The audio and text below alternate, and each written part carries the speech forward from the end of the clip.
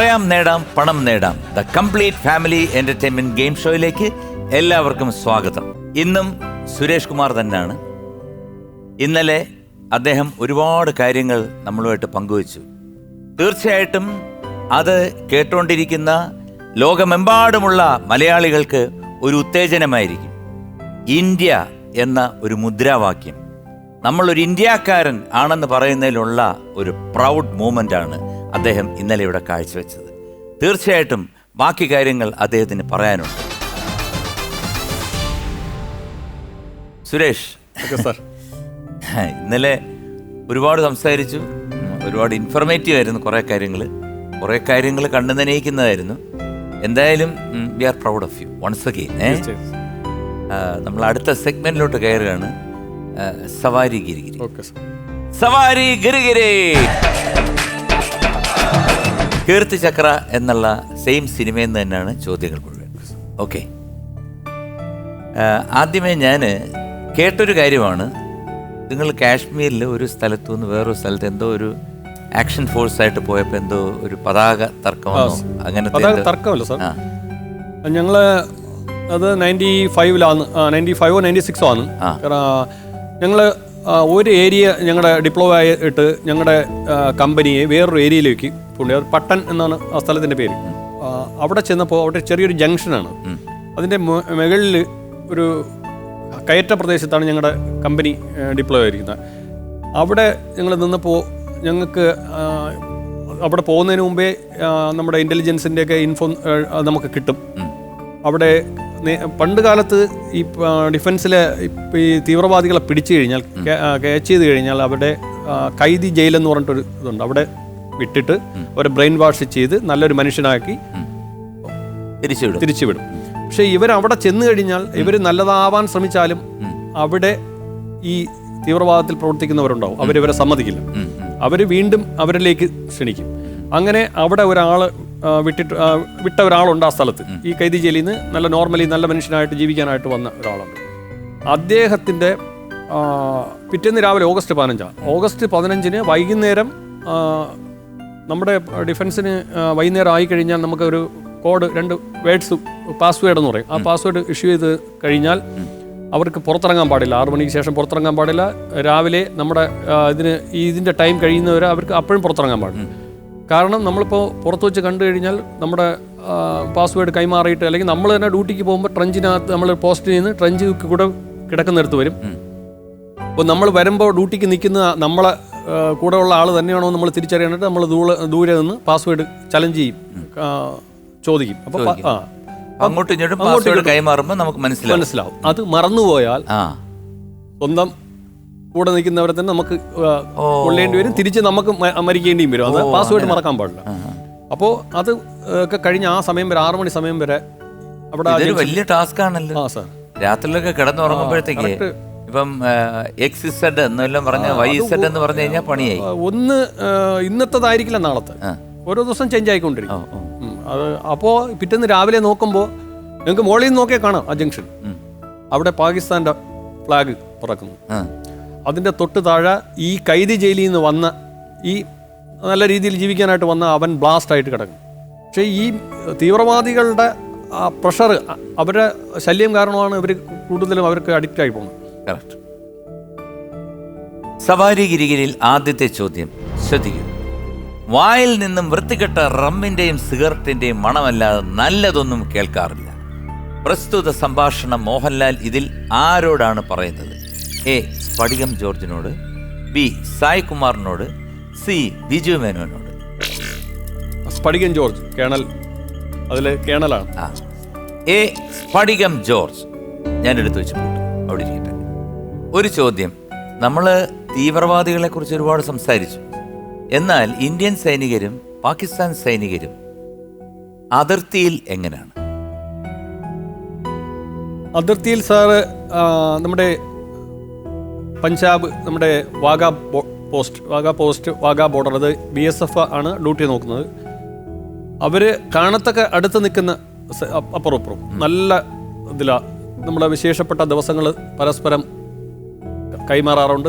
ഈ സിനിമ കാണുന്ന പോലൊക്കെ തന്നെയാണോ? യഥാർത്ഥത്തിൽ അത് അത് നമുക്ക് ഡയറക്റ്റ് ഓർഡർ മുഖാന്തരം കൈമാറുന്നതും അല്ലാതെയും കൈമാറാറുണ്ട്. പരസ്പരം സ്നേഹോപകാരങ്ങൾ അങ്ങോട്ടും ഇങ്ങോട്ടും കൈമാറാറുണ്ട്. പക്ഷേ എത്രയൊക്കെ ആണെങ്കിലും നമുക്ക് അവരെ ഒരു അല്പം എന്താ പറയുന്നത്, മനസ്സിൽ ഒരു ഇതോടുകൂടിയേ നമുക്ക് നോക്കി കാണേണ്ടതാണ്. കാരണം അവരുടെ ഒരു മെൻറ്റാലിറ്റി അങ്ങനെയാണ്. അവർ പറയുന്ന ഹിന്ദുത്വ എന്നാണ് അവർക്ക് ഏറ്റവും ഒരു അറപ്പ്. അതായത് ഇന്ത്യൻ മുസ്ലിംസിനെ തന്നെ അവർ പറയുന്നത് അങ്ങനെയാണ്. ഇന്ത്യൻ ഡോഗ്സ് എന്നല്ലേ അവർ പറയുന്നത്. അപ്പോൾ അവർ ഇന്ത്യയോട് വേറൊരു മെത്തേഡിലാണ് അവരുടെ കാഴ്ചപ്പാട്. അവർക്ക് ഇന്ത്യയിൽ ഏത് മതമാണെങ്കിലും അതെ എല്ലാ അവരുടെ മുസ്ലിംസിനെ ആണെങ്കിലും മറ്റേത് മതത്തിനെയും അവർ കാണുന്നത് അങ്ങനെയാണ്. ഇന്ത്യൻ ഡോഗ്സ് എന്നാണ് അവർ പറയുന്നത്. അപ്പോൾ അതുമാത്രമല്ല, ഞാൻ നേരത്തെയൊക്കെ നമ്മുടെ ജവാൻസിനെ അവിടെ കിട്ടിക്കഴിഞ്ഞാൽ വികൃതമാക്കിയിട്ടാണ് കണ്ണ് ചൂഴ്ന്നെടുക്കുക, ഓരോ ഭംഗം സംഭവിച്ചിട്ടാണല്ലേ നമുക്ക് ബോഡിയൊക്കെ കിട്ടിക്കൊണ്ടിരുന്നത്. ഇപ്പോൾ ആണ് അതിൻ്റെയൊക്കെ കുറച്ചൊരു വ്യത്യാസം. എന്താണ് ഇതിൻ്റെ പിന്നിലുള്ള ഗൂഢലക്ഷ്യം എന്താണ് സർ? അത് നമ്മുടെ POK പാക് ഒക്യുപ്പൈഡ് കാശ്മീർ നേരത്തെയൊക്കെ അത് നമുക്ക് ഈ കാശ്മീർ തന്നെയാണോ പ്രശ്നം? അതെ സർ, കാശ്മീരിൽ തന്നെ. കാശ്മീരിൻ്റെ ഒരു POK എന്ന് പറയും, പാക് ഒക്യുപ്പൈഡ് കാശ്മീർ, ഒക്യുപ്പൈ ചെയ്ത് വെച്ചിരിക്കുന്ന കാശ്മീരാണ് കുറച്ച് ഏരിയ. അതിന് POK എന്നാണ്. ആ POK കുറച്ച് ഭാഗം ഇവരിപ്പോൾ ഒക്യുപ്പൈ ചെയ്ത് വച്ചിരിക്കുക. അതിപ്പോൾ ചൈനയുടെ കയ്യിൽ, ചൈനയ്ക്ക് കൊടുത്തു വന്ന് ഇടയ്ക്കൊക്കെ ന്യൂസ് കുറച്ച് ഭാഗം വിട്ടുകൊടുത്തു അവർക്ക് ട്രാൻസ്പോർട്ട്. ഇത്രയും സ്ഥലങ്ങളുടെ പ്രശ്നമാണ് ഇതെല്ലാം. അതെ അതെ, നമ്മൾ എന്തായാലും ഇന്ത്യ വിട്ടുകൊടുക്കുന്ന പ്രശ്നം തീർച്ചയായിട്ടും ഇല്ല സാർ. അതൊരിക്കലും നമ്മുടെ ചോര വീഴേണ്ടി വന്നാൽ ഇനിയും വീഴ്ത്തും. കാരണം അതിനുവേണ്ടി നമ്മുടെ ഭാഗം തന്നെ ആയിരിക്കും. തീർച്ചയായിട്ടും. ഓക്കെ, സ്ഫടികം ജോർജ്, ഉത്തരം ശരിയാണ്. Congratulations, very good very good very good. രണ്ടാമത്തെ ചോദ്യം, ഒരു വീഡിയോ കാണാം.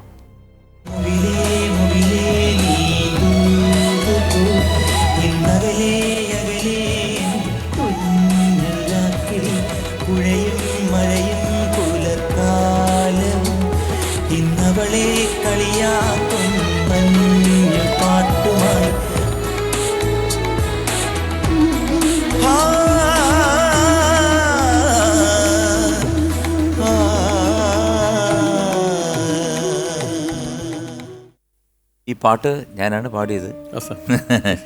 ഈ ഗാനത്തിന്റെ സംഗീത സംവിധായകൻ ആരാണ്? A. Anu Malik, B. Joshua Sridhar, C. Sadith Fahad. B. Joshua Sridhar. B. Joshua Sridhar ഞാൻ എടുത്തു വെച്ച് പൂട്ടുന്നു. അവിടെ ഇരിക്കട്ടെ.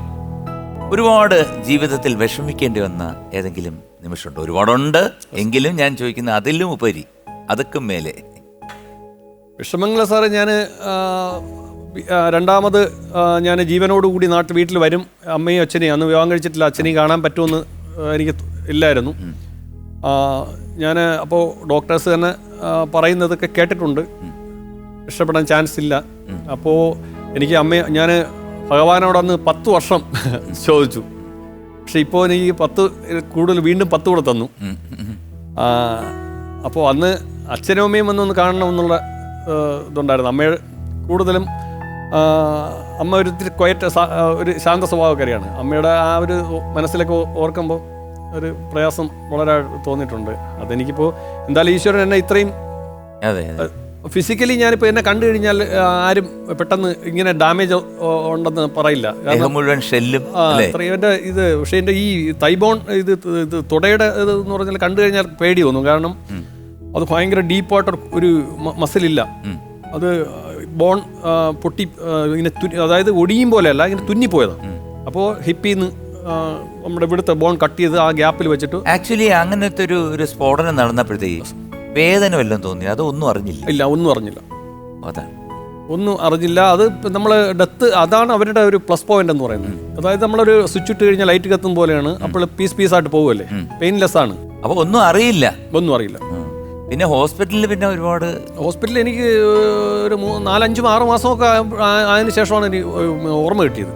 അപ്പോഴാണ് വേദന എന്തെന്ന്. പിന്നെ വേദന എന്ന് പറഞ്ഞാൽ വേദനയോട് സർജറി ഓരോ ഹോസ്പിറ്റൽ, അതായത് ഇന്ത്യയുടെ കിടക്കാത്ത ഹോസ്പിറ്റലില്ല. ഒരു ദിവസം ബോംബെ അശ്വിനി ആണെങ്കിൽ പിന്നെ RR ഹോസ്പിറ്റൽ ഡൽഹി, അവിടെ നിന്ന് പിന്നെ മദ്രാസ്. എന്നെ ഇങ്ങനെ കൊണ്ടു നടക്കും. 2 അറ്റൻഡേഴ്സ് ഉണ്ടായിരുന്നു. സർജറിയാണ്. എന്തായാലും ദൈവം നേരത്തെ പറഞ്ഞ പോലെ അല്ലേ അതെ, ജീവിതം തിരിച്ചു തന്നില്ലേ അല്ലേ? അപ്പോ ബി ജോഷ്വ ശ്രീധർ, ഉത്തരം ശരിയാണ്. കൺഗ്രാറ്റുലേഷൻസ്.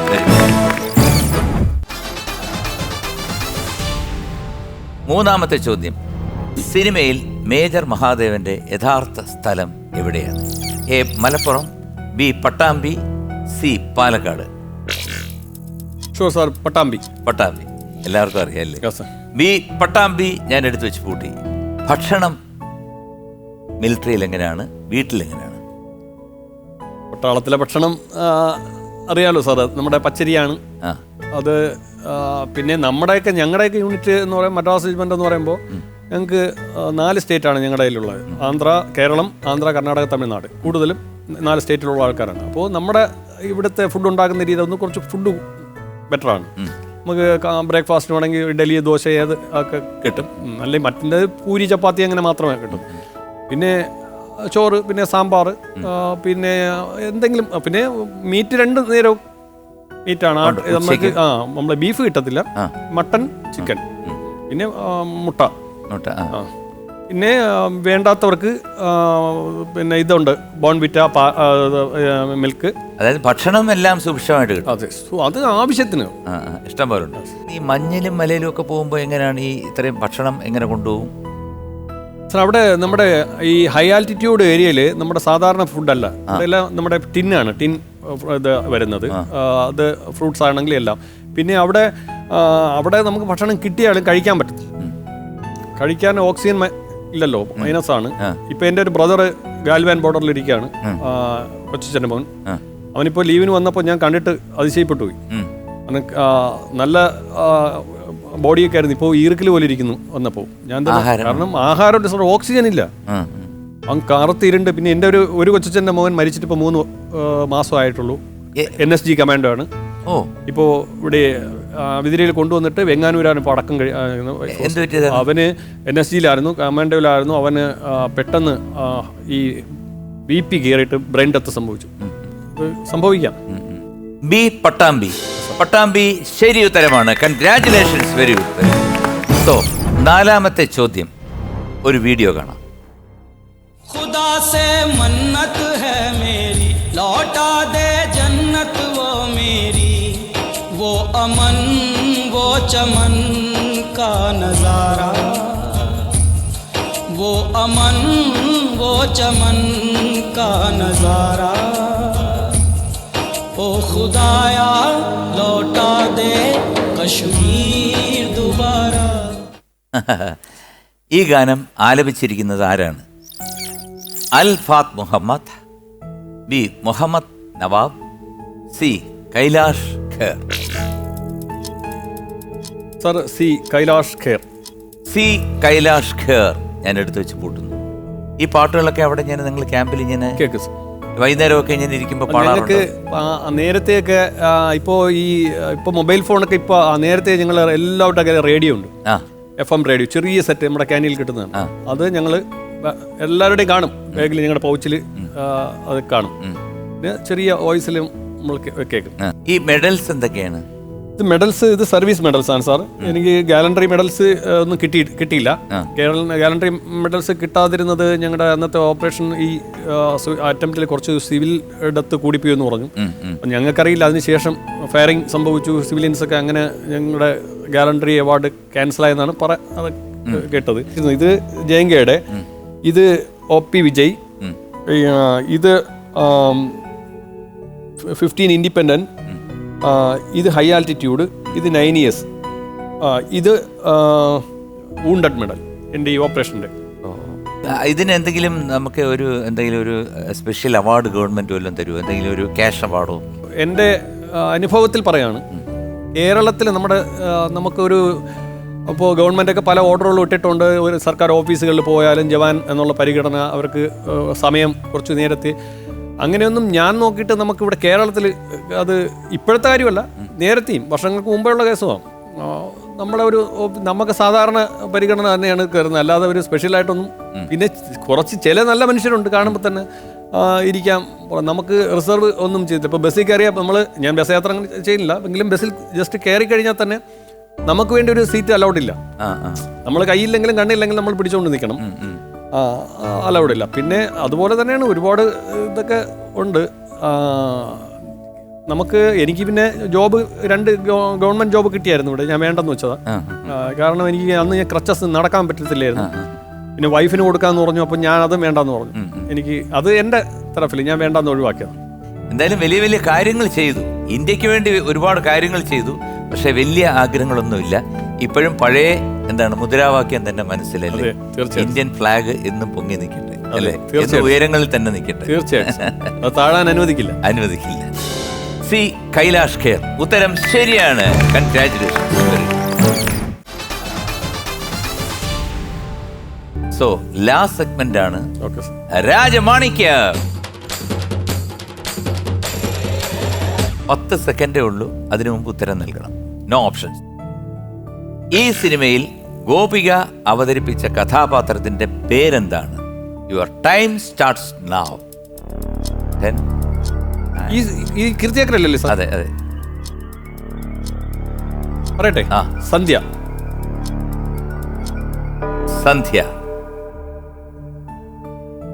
അപ്പൊ കീർത്തി ചക്ര തിയേറ്ററിൽ പോയി കണ്ടില്ലെങ്കിലും മൊബൈൽ വെച്ചിട്ട് ദേശസ്നേഹം എന്നുള്ള രീതിയിൽ മൊബൈലിൽ തന്നെ കുറെ പ്രാവശ്യം കണ്ടിട്ടുണ്ട്. കണ്ടിട്ടുണ്ട്. അതിനകത്ത് കാണിച്ച എക്സാജറേഷൻ ആണോ അതോ ശരിക്കും നടക്കുന്ന കാര്യങ്ങളാണോ? സർ, അത് മേജർ രവി സാർ ഒരു പട്ടാള ഓഫീസർ ആയിരുന്നതുകൊണ്ടും, രണ്ടാമത് പട്ടാളത്തിന്റെ സെക്യൂരിറ്റീസിന് ബാധിക്കുന്ന, സെക്യൂരിറ്റി ലീക്ക് ആവാൻ പാടില്ല ഒരിക്കലും. അങ്ങനെ ഒരു സിനിമ എന്ന് പറയുമ്പോൾ ഒരിക്കലും പട്ടാളത്തിന്റെ സീക്രട്സുകൾ വെച്ചുകൊണ്ട് ചെയ്യാൻ പറ്റാത്തൊരു സാധനവും. പക്ഷെ എങ്കിൽ പോലും അതിൻ്റെ ഉള്ളിൽ നിന്നുകൊണ്ട് രവി സാറ് ഭംഗിയായിട്ട് അതിലെ 1-2 കുറച്ച് കാര്യങ്ങൾ, ഒറിജിനൽ എന്ന അതാ യഥാർത്ഥ സംഭവം, കുട്ടികളെ ക്യാപ്ചർ ചെയ്യുന്നത്, മിലിറ്റൻസ് അകത്ത് വരുന്നത്, അവരെ പിന്നെ ഇത് റേപ്പ് ചെയ്യുന്ന, അതൊക്കെ യാഥാർത്ഥ്യവും. പിന്നെ കുറച്ച് കമാൻഡോ മൂവ്മെന്റ്സ് ഒക്കെ ശരിയാണ്. പിന്നെ കുറച്ച് കാര്യങ്ങൾ പിന്നെ അത് എടുത്ത് നമുക്ക് തെളിച്ച് കാണിച്ചു കൊടുക്കാൻ പാടില്ല എന്ന് പറഞ്ഞാൽ ഡിഫൻസിന്റെ കേസാണ്. ഇന്ത്യ എന്നും 1ാം സ്ഥാനത്ത് നിൽക്കുന്നതിൻ്റെ കാര്യം വേറൊന്നുമല്ല, നിങ്ങളെപ്പോലുള്ള കുറേ ആത്മാർത്ഥമായിട്ടുള്ള ഭടന്മാരാണ് ഇതിൻ്റെ ഏറ്റവും വലിയ ചുക്കാൻ പിടിക്കുന്ന മഹത് വ്യക്തികൾ എന്നെനിക്ക് തീർച്ചയായിട്ടും പറയാം. സന്ധ്യ, ഉത്തരം ശരിയാണ്. കൺഗ്രാറ്റുലേഷൻസ്. 20,000 രൂപ സമ്മാനമായി ലഭിച്ചിരിക്കുന്നു. പക്ഷേ ഒരാഗ്രഹമുണ്ട്, എനിക്ക് മാത്രമല്ല ഇത് കണ്ടുകൊണ്ടിരിക്കുന്ന പ്രേക്ഷകർക്കും ഒരാഗ്രഹം. ഭാര്യയെ ഒന്ന് കാണണം, മക്കളെ കാണണം.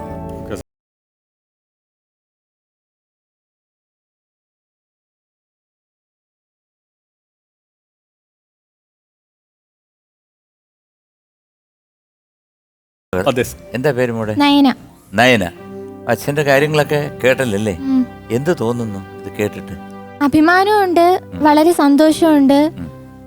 നമ്മുടെ നാടിന്റെ രക്ഷയ്ക്ക് വേണ്ടി കുറെ ത്യാഗമൊക്കെ ചെയ്ത് ഈ വേദിയിൽ നിൽക്കാനും ഒരുപാട് സന്തോഷമുണ്ട്. സുരേഷ് എങ്ങനെയാണ് കമ്മ്യൂണിക്കേറ്റ് ചെയ്യുന്നത്? കേൾക്കാൻ വയ്യ എന്ന് പറഞ്ഞല്ലോ, അപ്പൊ എങ്ങനെയാണ്? നോർമലി സംസാരിക്കുന്നത് പോലെ സംസാരിച്ചട്ടെ. സാറിന് മനസ്സിലായോ? സാറിന് അറിയാമെന്ന് പറ. സാറിന് അറിയാം. സാറിന്റെ പാട്ട് പാടുന്ന ടി വിയിൽ കണ്ടിട്ടുണ്ടെന്ന് പറ. പാടും പാട്ട് സാർ പാടുന്ന ടി വി കാണുന്നുണ്ട്. പേര്? അമ്പിളി. ഇഷ്ടമായിരുന്നോ? പാചകം ചെയ്യോ? ചെയ്യും. എല്ലാം എന്താണ് ഇഷ്ടം? എല്ലാം ഇഷ്ടം. മട്ടനും ചിക്കനും എല്ലാം ഇഷ്ടം. നിനക്കോ? കുഴപ്പമൊന്നുമില്ല. അമ്മ എല്ലാം വെച്ച് തരും. എല്ലാം വെച്ച് തരും. ഇദ്ദേഹത്തിന്റെ പേരെന്താണ്? എന്റെ പേര് നന്ദന. നന്ദന എന്ത് ചെയ്യുന്നു? 7th പഠിക്കാൻ. എന്തായാലും വളരെ വളരെ സന്തോഷമുണ്ട് ഈ റിപ്പബ്ലിക് ദിന വേളകളിൽ സുരേഷും ഫാമിലിയും ഞങ്ങളുടെ പറയാം നേടാം എന്ന ഈ പ്രോഗ്രാമിൽ വന്നതിൽ thank you so much. I can say only one word: India is my country. All Indians are my brothers and sisters. Bharat Mata കി ജയ്. മാതരം വന്ദേ മാതരം. ശുഭ്രജ്യോത്സ്ന പുളകിതയാമിനി ഭുല്ലകുസുമിത ദ്രുമദല ശോഭിനി സുഹാസിനി സുമധുരഭാഷിണി സുഖദാം വരദ മാതരം വന്ദേ മാതരം വന്ദേ മാതരം വന്ദേ മാതരം.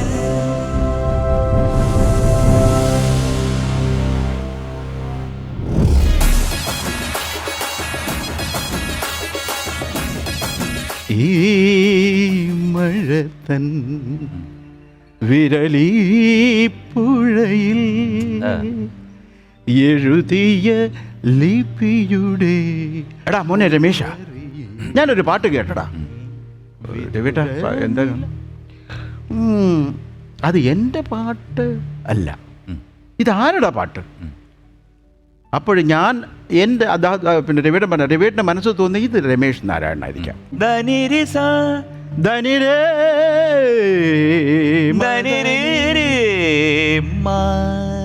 അസാധ്യമായിട്ട് പാടി അങ്ങോട്ട് വരുമ്പോഴായിരിക്കും അപ്പുറത്തൊരു കോഴി അത് തന്നെ ഞാനിപ്പോ പറയാൻ പോയത്.